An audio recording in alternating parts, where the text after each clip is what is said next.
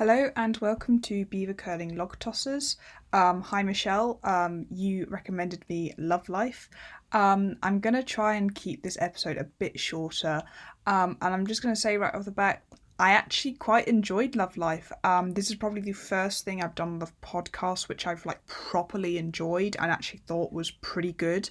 Yeah, I liked it, so I'm gonna get straight into it with I guess the good summary of my opinion would be I'm not that into romances or rom-coms or anything like that, and I'm really not into slice of life stuff. I'm probably more into things like plots and stuff like that. But actually, I just thought Love Life.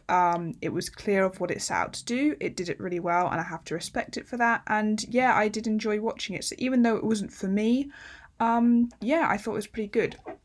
So, for the rest of the views, of course, rest of the review, of course, spoiler alert, I'm going to be going through everything that was in the series, not in too much detail this time, just to give you a general overview. But I actually would, for once, recommend that you watch Love Life, and then maybe if you want to watch it first, and then come back and listen to the review.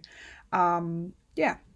So, first of all, just my general overview before we get into everything. Yeah, good all round. Some really good acting in this series. I'm not huge on Anna Kendrick. I don't have a real attachment to anything that she's really been in. So things like Pitch Perfect and Into the Woods, they're fine, but I didn't love them. But you know what? I actually really liked her in this. I thought she did really, really well. The direction was good as well. I actually thought they did some really inventive, fun stuff. Very, very well paced. Also very well written. Not just in terms of plot and stuff, but also in terms of they had, like I said, some really solid actors here, and they were just great at delivering really simple lines. And that is one of the greatest things I love about the series, is that it's very, very down to earth. It does feel very natural a lot of the time. There are a few points where it doesn't. There are a few issues, but generally speaking, I felt that the series was good at treating normal life just normally. It was like I said, I'm generally not into slice of life type of things, but this one I just thought did a very good job of it, of being very down to earth and relatable while still being very interesting. So you have some scenes where there's a huge impact. It feels really impactful, but the lines just feel very simple and very natural, like something that you would normally say. It is the exact opposite of This Is Us, is what I've written in my notes. This Is Us is a show that I don't really like, because it loves to use like speeches, and it can be very dramatic, whereas I think this one is very good at just short, simple lines which sound normal, and good character work, good behaviour work from the actors, which just makes it all feel very ordinary. So like I said, it's very pretty down to earth and realistic. I felt that they live in an apartment in New York. It's shared between 3 people. At one point, it's shared between 5 people. It feels very realistic. It's quite small and cozy. Nothing looks too glamorous. Their clothing looks nice, but also generally looks normal. They do discuss having money problems. The money problems become less prevalent later on in the series, as they get a bit older and they get promoted to higher jobs and stuff like that. They stop having so many money issues, and that is a real thing that people do go through. But still, even when Anna Kendrick, who plays Darby, the main character, even when she's living in her own place, it still looks pretty ordinary, like a sort of normal New York apartment. So yeah, I appreciate that. Let's see, as again, for being realistic, I felt that all the characters just felt like real, rounded characters. They felt like very real people. They were all very flawed. Their flaws actually do affect the series and things going forward. They have, consequences in terms of plot, in terms of their relationship with other characters. Their flaws are, highlighted, but they don't become too prevalent to make the characters annoying. So the fact that all of these characters feel so real, even when they're doing things you don't agree with, they remain generally likable. I would say there isn't really a bad guy in the series. So, and also I think for Down to Earth, I probably should say, so it's called Love Life.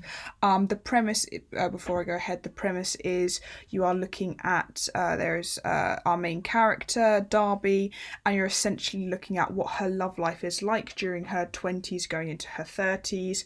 I think it's a span of over about 8 to 10 years. You're looking at her love life and, before she ends up with the person that she is meant to end up with for good.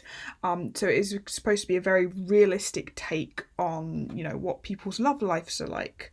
Of course, in this, you're not going to represent every single demographic. You're not going to get everything in there. It's not going to be representative of everybody's love life.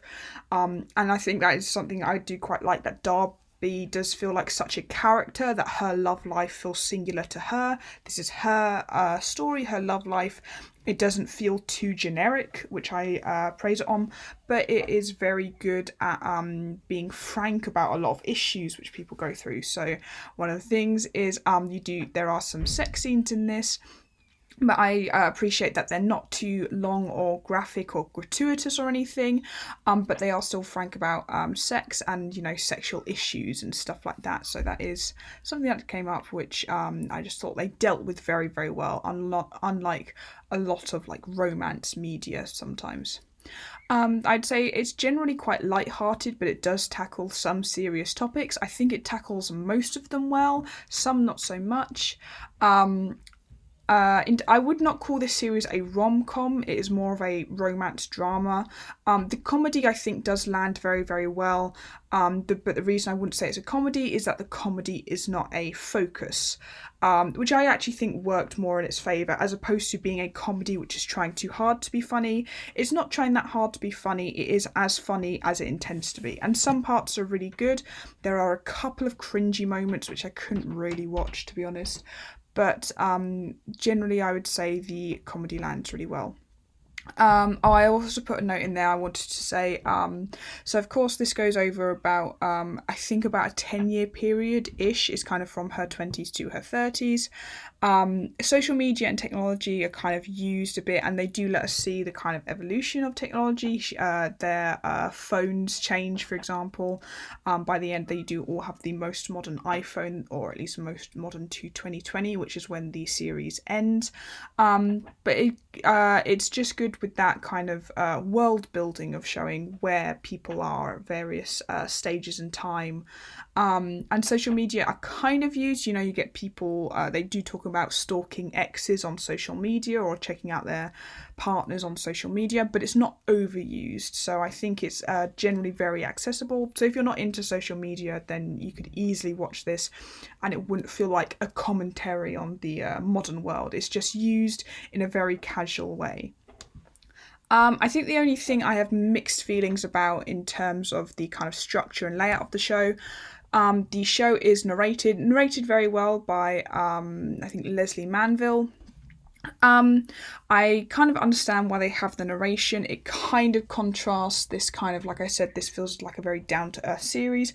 It kind of gives it a fairy tale-esque feeling to it, but I think the contrast kind of does work. It does help to set it apart from other series, having this kind of almost, she feels like a fairy godmother narrating the series. So having this narrator, I think, does kind of set it apart from other series. It is a bit of a unique spin, which a lot of series like this, quite frankly, really do need. They need their unique bit, and I think it's fine. It helps to communicate a lot of information. I think my criticism is that it's just not very subtle. The show in some parts does subtlety very, very well, of where you can see a relationship sort of starting to fall apart, and it happens gradually. It does things very subtly, where you can see the seeds of various stories being sown early and then coming to fruition a bit later. That does it very subtly. But there are a couple of episodes where I just felt they had a bit too much narration, that it kind of lost that subtlety. But there are still plenty of episodes where the narration was fine and really didn't bother me that much. If you really don't like narration, I find it difficult to believe that this series will bother you that much. Get a few episodes in, you'll be absolutely fine. So that was the narration is fine. There are bits where I don't like it, but it's fine. Okay, so getting into the story. So the opening episodes is kind of showing Darby jumping between different relationships. Each episode focuses on a different relationship.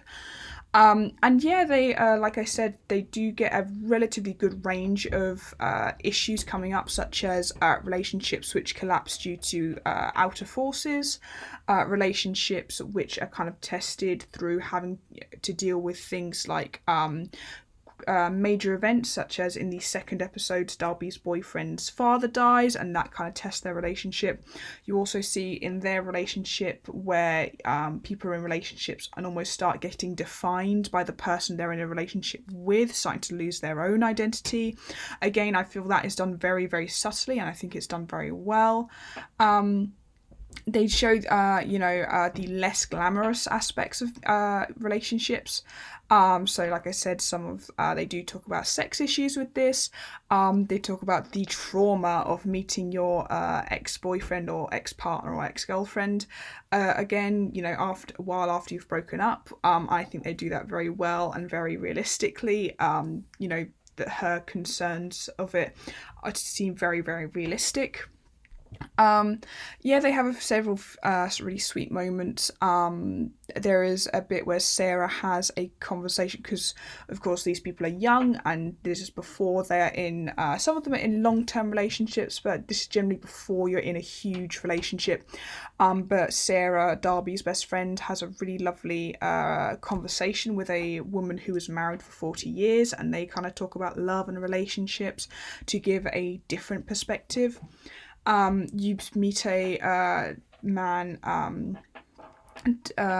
sort of trying and struggling to get over his ex. It kind of shows you relationships in all stages, before, during, and after. It really is good at giving you this kind of timeline of relationships, even long-term relationships and short-term relationships. You get to see all of those, which I think they just do well. So through these opening episodes, you get to know Darby, our main character. She's very, very likable. I very easily became fond of her. Even though she's very, very flawed, her flaws do affect the story. She is quite a people pleaser. She's got a real fear of failure and fear of rejection. But it also shows that she is capable of lying and of hurting people, because she needs to please people so badly to kind of feed her ego in a way that, she ends up lying to them in order to make them impressed and stuff. I think she's established very well. Also established very, very well is her friendship with Sarah. I think they do a good job of showing how close they are. Mallory is also around. Sarah and Mallory are Darby's roommates or flatmates, whatever you call them. And it does a good job of sort of showing that dynamic. The boyfriends featured in these first episodes, they generally make a good impression. Again, I like that all of them feel like real people. So there are men that you instantly like at the beginning and maybe don't like as much as the end because their flaws come out, and men who are very flawed at the beginning, but then you realise by the end of the episode they're actually very likeable. I'm going to shout out, I really liked Danny Two Phones. He was a very good character. Darby basically hurt him by lying to him during their relationship, and I thought it just did a really good job of, showing that some people are, have more to them than you first meet. I think it was a good little episode that showed how you shouldn't make quick judgments, stuff like that. So those opening episodes generally very solid, but then by the midpoint of the season, you get a real change of pace, which honestly at that sort of midpoint, that is where you need to start changing it up a little bit. It's fair enough having a really formulaic show, but actually I think it made a good decision here to kind of start changing things, because in the midpoint of the season, Darby gets married to Magnus. I thought the season does a really good thing of they're basically they are dating in one episode and then they marry and divorce in the next episode. It does a really good job of showing sort of why the marriage collapsed, why it was kind of doomed to begin with. Darby cheats on him, but you can really understand her perspective. I also love the scene where Darby asks for the divorce, and you can see Magnus's true colours showing as soon as Darby sort of stops being this perfect person that he needs. They are both feel quite codependent, so even though it's not even though neither of them are particularly like abusive or anything, it's not like that. It's just they're just not good for each other. I think it does a pretty good job of showing how you just get two people who just aren't. Neither of them are a problem, but they're just not good for one another. But yeah, you see kind of Magnus and how he reacts as soon as and it kind of helps you realise that neither of them were married to people. They were kind of married to this idea. They were married to dreams. These episodes also have some really, really good imagery, specifically the one where they get divorced.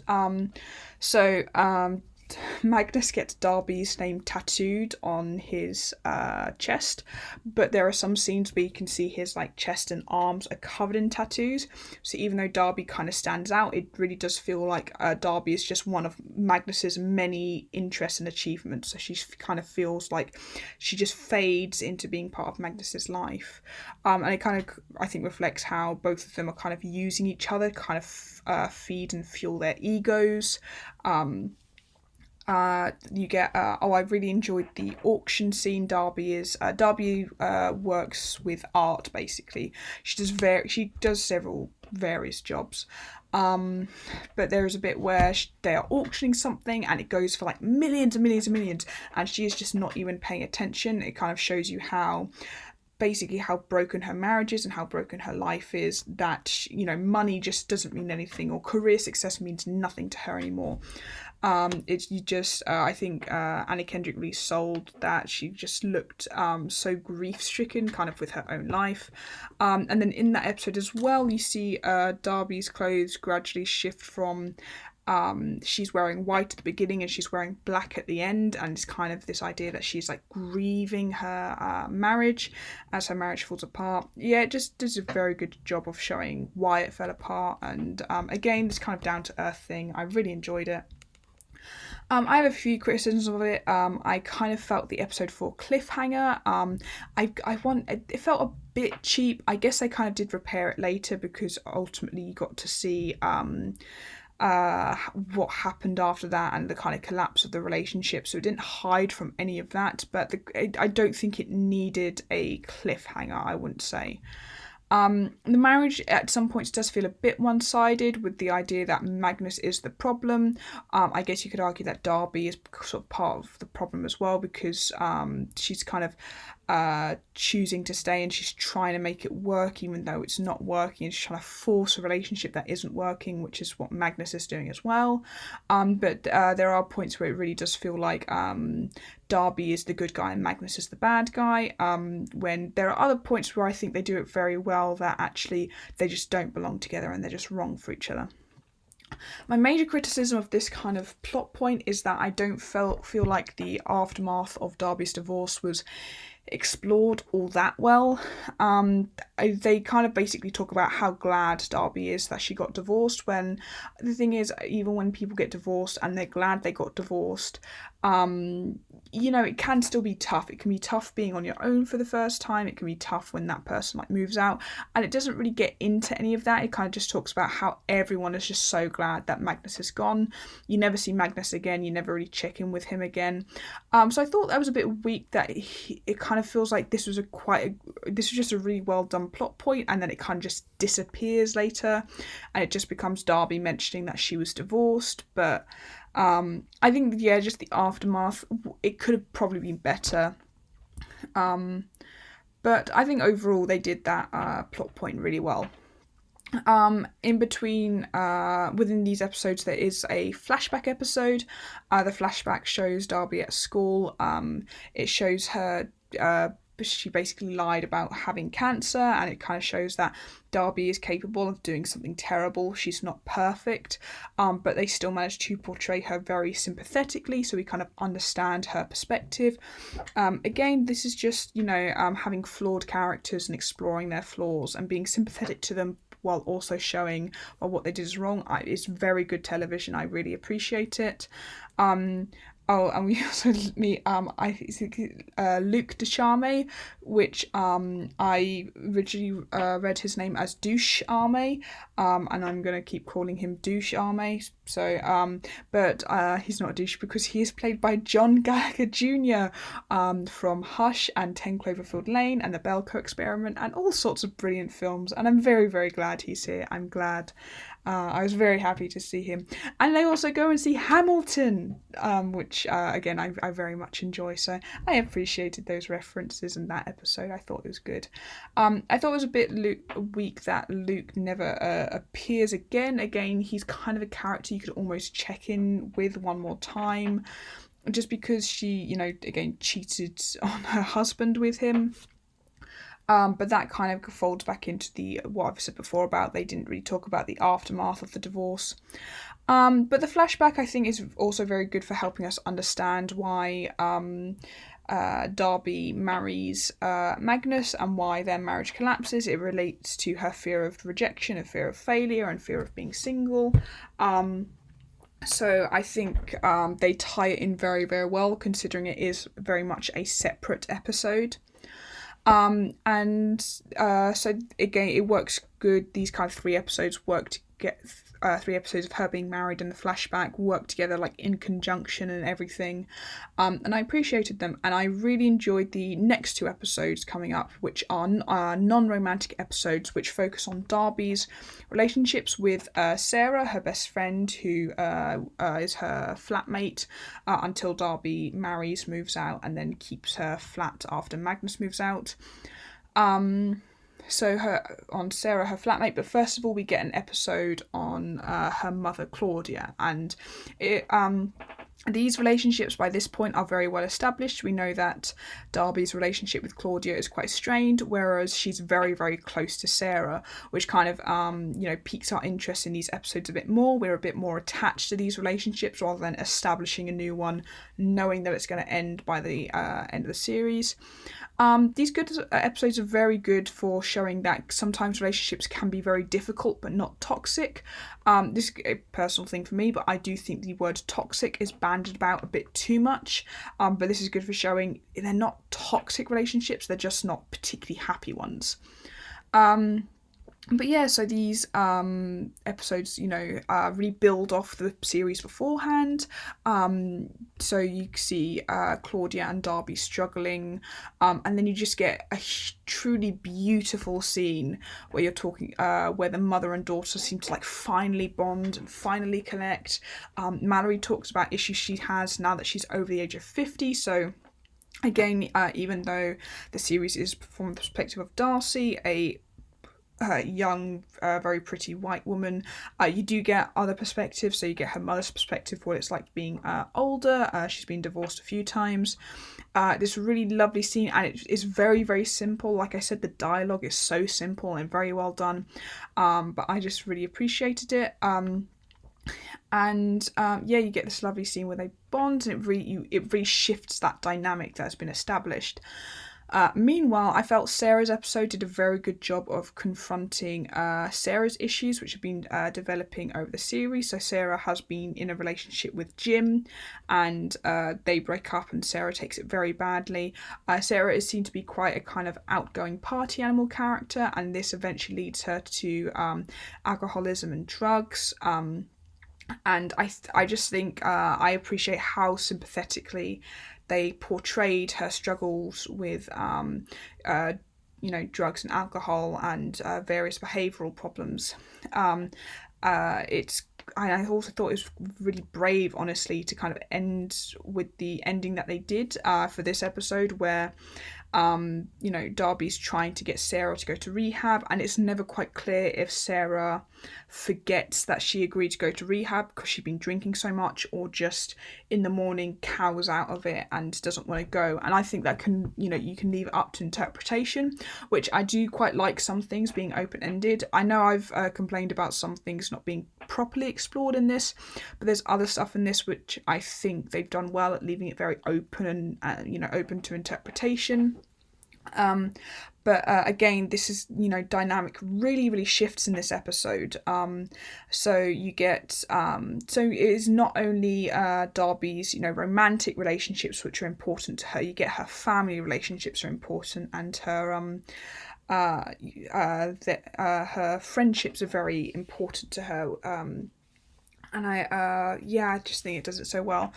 In terms of imagery here, I really like the split screen between Darby and Sarah to kind of show you how differently they are living their lives. It kind of helps you to sort of understand that Sarah's life is kind of falling apart and that she needs help, but at the same time, Darby is like finding it difficult to look after her, so you kind of understand why basically at the end Darby walks away. I think they do both of these relationships really beautifully. They do, wrap it all up really nicely at the end. Not too much. It's not, a fairy tale ending, but certainly it feels a lot. You feel like you got a sense of closure by the end of the series, which is really lovely. My one big criticism, this is particularly for the Claudia episode with the mother. Again, I love this episode. I think what they do really well is show how similar the mother and daughter can be, and how both of them have kind of created problems in the relationship. I think my biggest criticism was that, so it's mentioned that Darby does have all this other family after her parents got divorced. So her mother remarried, and then she got half siblings on that side, and then her father remarried and she got half siblings on that side, or possibly step siblings, but I'm going to say half siblings for now. But so we know she has quite a big family, but this episode focuses so much on her mother and barely mentions, her father was an alcoholic. It's mentioned a few times. She doesn't seem to have great relationships with her half siblings. Her half siblings are barely mentioned. Neither are her step parents. And this kind of helps people to blame her mother for everything. And I have mixed feelings about this, because this series does talk about, and I'll get onto that in a minute, but talks about how difficult motherhood is. It talks about how, everything is on the mother, and the mother is kind of the main caregiver, and there's a pressure when you're a mother, and it's really, really tough. So maybe it's realistic that it's unfortunate that when there are problems, the mother is often blamed, but the series never ever mentions anyone else who could have been at fault. So, Darby's father was an alcoholic and also had problems with her. She didn't really get along with that family, but he's never held accountable for that. And though their relationship it kind of remains fraught at the end, it's never like repaired or anything, while her relationship with her mother is repaired. It kind of just feels like blaming the mother a bit too much for me. But I will say I do appreciate how they repaired the relationship, and they showed that the mother at first appears not particularly likable, and then at the end you get a really, really sympathetic portrayal. Also, I noted at this point in my notes, this series kind of reminds me of Phineas and Ferb. So Phineas and Ferb, what they did very well is that at the beginning they set up, the structure of the show, and they just followed that formula through the whole show. So it was quite funny whenever they would bring up the formula or deviate from it. I felt like this has kind of done a similar thing of they set up the formula early on that every episode would focus on a new relationship. But by this point, the relationships that they're focusing on, it's just twisted the formula that they set up a bit, and I actually do think that is quite clever. I like that. I appreciated it. So now on to the finales. There are a couple episodes left, but I'm just going to kind of group them and talk about them together. Like I said, I didn't want this review to be too long this time. So the finale, we kind of see how Darby has new views on marriage and on relationships. She has another unplanned pregnancy like her mother did and her grandmother did. It's several in a line of unplanned pregnancies. I think it's very down to earth and realistic, and that it shows the difficulty of motherhood, that while she loves her child, she's struggling to work. Almost everything becomes about her child. Even when she is she goes to a wedding and she's still thinking about when she has to breast pump. She just becomes absorbed by her child. She's happy to have her first night away, but she's also feels awful because she's going to be away from her son. I think they just did a really good explanation of the difficulties of motherhood. It helps her bond with Claudia. And then yeah, she goes to Sarah's wedding. She and Sarah reconcile. Really, again, really lovely, where you feel like you got closure there, but of course that's not the end of that story. It feels like there is still more there, but you don't necessarily have to explore it. And in terms of leaving endings open, I think they do a pretty good job with meeting Grant, who it's said explicitly is basically the man that Darby ends up with. Darby meets Grant. To see Darby, all you had to do was meet a British guy who works for Etsy. That was that was all you needed. Yeah, no, she meets Grant.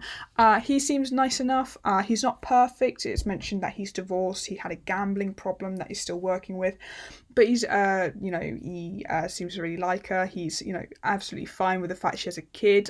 He seems eager to get to know the kid, even though, yes, he's a toddler, but he still seems eager to be involved. But yeah, I just think it was a really sweet ending. It leaves enough stuff open-ended while still kind of giving us the comfort of knowing that they'll be happy afterwards. I really appreciate in the last few episodes it focuses a lot on parenting, so the fact that she has a son, so that is the main focus of the last episode, and also kind of celebrating her career. Her career has cropped up several times throughout the series, and it feels very down to earth. It's very easy for romance films and TV to kind of, the be all and end all is the main relationship or just finding someone to be with. When this one, it kind of shows you, no, she's got a few things going along. She's got her relationship with her friends and her family, being a mother, being a curator. The last scene is at an exhibit that she is curating, and she's kind of got this sense of comfort. It's one of these ones where sits down and she thinks everything's going to be all right. It's not the most riveting finale, but it just feels right that you just got this idea of not only her love life being settled, but just her entire life kind of feels settled. Not to say that her life revolves around her love life, but I think they just focus a lot on the different aspects on her life, and she's not defined by her relationship, but we are still comforted by the fact that she's found a really nice guy and she seems very happy. Although I have put the series ends in 2020, so we know that there's not that many happy endings coming later. She's going to be, in lockdown in a New York apartment with a baby for a while. So the fact that it ends in 2020, it's like such a beautiful ending, and then they do like a 2020 Happy New Year. I'm like, oh no, guys, it's going to be awful. I believe in them. They'll make it through. So yeah, that's the story, and like I said, I think it was really sweet, and I think it was done very well, and with a lot of love and empathy.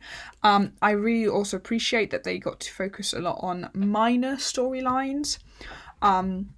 So even though it's called Love Life and it's about Darby's love life, you still get to see, bits of Sarah's relationship with Jim. Jim's also feels like his own character. He doesn't appear that much, but he feels like a person, a character. And you see that relationship falling apart, and which turns into Sarah's drinking issues. Mallory, their other roommate, they're not as close to her, but they get engaged. She gets engaged and she gets married, and you get to see kind of her life and how that turns out. As I said, you get to see Darby's career, her career path as she goes from several different jobs and then gradually kind of lands on and kind of keeps getting promoted and explores. And she talks about her career a fair bit and like what she wants from her career. There is one episode where she kind of has to confront, in the early episode, she looks into becoming a photographer, and she kind of has to admit that it's not for her, but then eventually she does find work that suits her, being an art curator. She her career is obviously important to her, and working, even though her love life is also important to her and everything. So you get mentions of that throughout the series. Her relationship with her family, it definitely comes to fruition with Mallory's episode, but still you get the sense of her relationship with her family. Her half-brother, I think his name is Hunter, he comes in, and he just seems, he's like a 20 years old, and he's a 20-year-old, but he's sweet enough, and they seem to get along and everything. And that is just something that's in the background, her her family and everything. Not everything is developed to a great extent. So, for example, Darby's father being an alcoholic and her relationship with her father is not wholly developed, nor is Sarah mentions a few times having problems with her mother.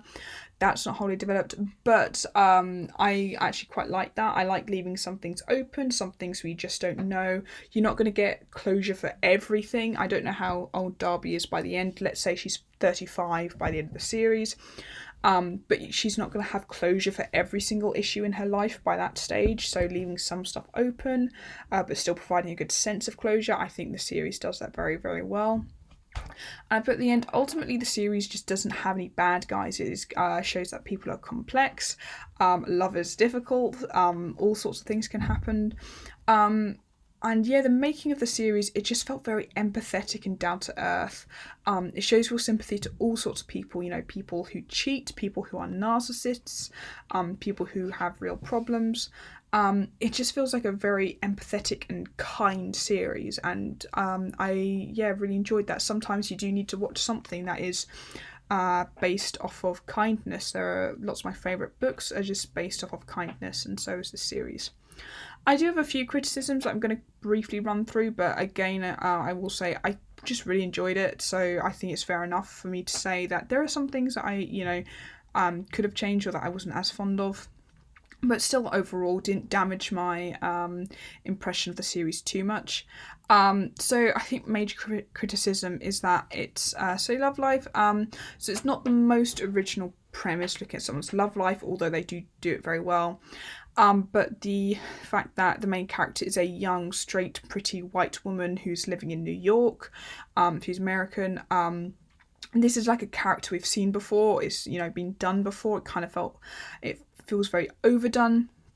Arguably, this is just a good analysis of that character, whereas other films will show that character thrown into a love story where she meets the person that she's meant to be with. This one dissects that character and develops it and shows all the kind of backlog, her past, and explores her entire love life. So I guess you could say it's kind of a commentary on other, films and shows where young straight white woman in New York is the main character, but still it kind of feels like they could have had someone maybe more kind of original, unique. This is just the series, I'd say, very, very good, diverse casting. But still, it's like this is just a main character we've seen before, and it kind of felt a bit overdone.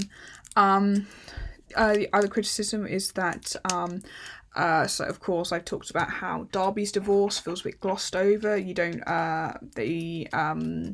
just didn't really look at the aftermath. Also in the second episode there is a guy who's divorced and don't really talk about that much. So even though divorces are affecting the story, we don't really go into them that much.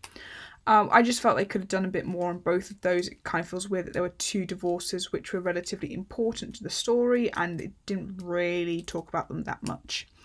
I think my other thing is this could just be how people speak and stuff like that, but there are a couple of characters who are described as very basic or having no personality, and that just felt really out of character for this show, which have done really, really well at developing all their characters and showing all their characters as like real human beings. To have like a few characters there who, they're just basic, or they don't have a personality. It felt a bit strange that those things, it made those comments and it kind of never reflected back on, well, actually these people aren't as basic, we just get one dimension view of them, but they're they are people underneath all of that.